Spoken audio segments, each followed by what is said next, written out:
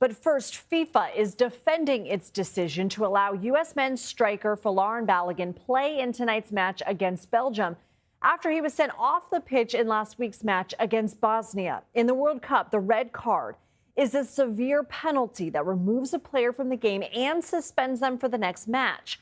Last week, Balogun stepped on the foot of an opponent, but many viewers, athletes, and pundits argued it wasn't intentional and didn't warrant a card. Other players also had similar collisions that didn't result in any penalty at all. The Royal Belgian Football Association said FIFA denied its appeal to prevent Balogun from playing tonight, adding the committee declared its case inadmissible. The statement goes on to say this leaves all further actions open. They did not elaborate. In a statement from FIFA, the Football Federation said since Belgium is not a party to the proceedings, it never had the standing to appeal the decision. What is sparking additional outrage is the fact that FIFA hasn't lifted a red card decision in a World Cup tournament in more than 60 years. Now, President Trump has come forward confirming he spoke with FIFA's president about the call shortly after it happened. I asked for a review because I didn't think it was a foul. And, again, I'm good at this stuff. I didn't think it was a foul. I thought it was two great athletes that crashed into each other and got entangled. That was not a guy punching somebody in the face or anything that, would be different. In a statement on social media, FIFA President Gianni Infantino said in part, quote, FIFA's judicial bodies are independent. They operate autonomously, apply the FIFA disciplinary code, and decide cases based on the applicable regulations and the specific facts before them. UEFA, which is the governing body of the sport in Europe, says FIFA's move to lift the suspension crossed a red line, calling it unprecedented, incomprehensible, and unjustifiable. Our Tony Dokoupil spoke with U.S. men's national team defender Chris Richards to get his thoughts on what contributed to the suspension being lifted. I think I give a lot of credit to Flo. He could have obviously gone the other direction with his response, but it was, I think, very refreshing that we got this decision. CBS News correspondent Nicole Valdes is in Seattle for tonight's match. So how is the U.S. men's team handling the situation and preparing? Well, Lindsay, I'll tell you right now, the fans are already inside the stadium. You can already hear them chanting and cheering for this U.S. team hours before they take the pitch tonight. We've heard from players who are elated to know that Balogun will be eligible to start in tonight's match. We will find out that starting lineup about 90 minutes ahead of kickoff. So we're keeping an eye on whether Balogun's name is on the list. It is more likely than not he will be, because he has been the team's top scorer. He has been an essential part of their success in this tournament.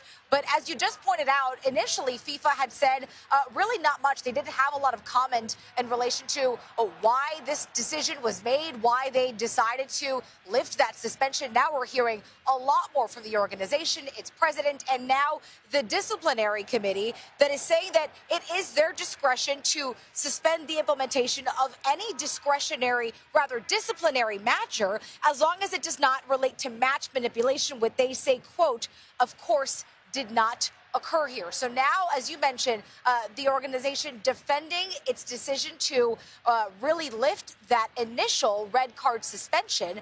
Of course, the big question is, will it make a difference in tonight's match? We'll be able to see Balogun play on the pitch, and will he score a goal and potentially send this team to the quarterfinals? Lindsay. All right, Nicole Valdes, thank you. Tony, what else did Richards tell you about all this controversy? Lindsay, we are anchoring tonight from Seattle. The match is taking place in that stadium right behind me, going on in just a few hours now.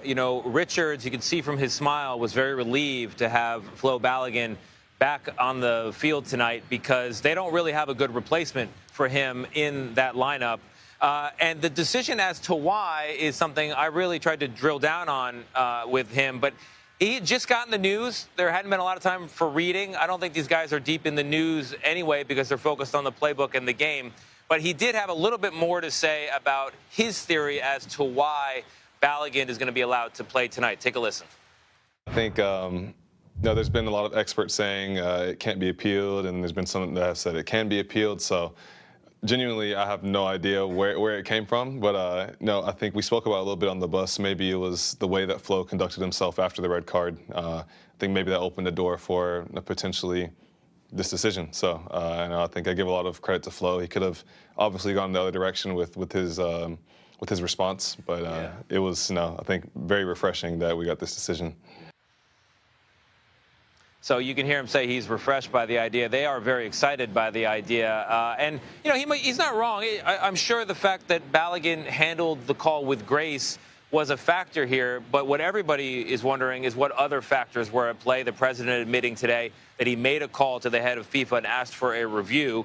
Was that decisive or not is unclear.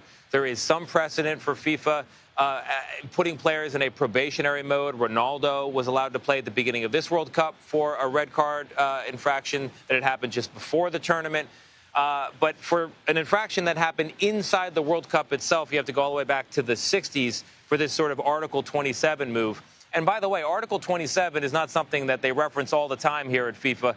Everybody's running for the rule book trying to figure out what that is. It goes to show you just how questionable this is, particularly for the Europeans. They say the integrity of the sport is at stake here, and that is certainly how the Belgians feel.